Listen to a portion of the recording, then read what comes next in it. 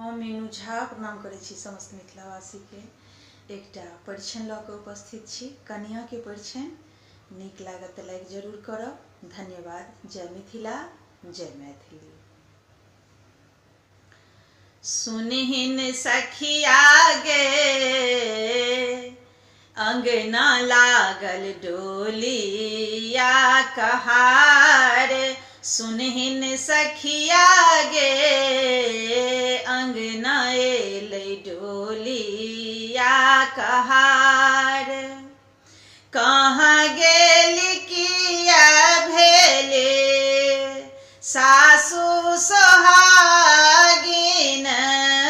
कहाँ गेली किया भेले सासु सोहागिन। सुनहिन सखिया गे परिछन के करू तैयारी। सुनहिन सखिया गे अंगना एलै डोलिया कहार। सुनहिन सखिया गे अंगना एलै डोलिया कहार। कहाँ गेली किया भेली गोतनो बरैतीन। कहाँ गेली किया भेली गोतनो बरैतीन। सुनहिन सखिया गे महफे सगुरे खुआओ। सुनहिन सखिया गे महफे सगुरे खुआओ। सुनहिन सखिया गे अंगना एलै डोलिया कहार।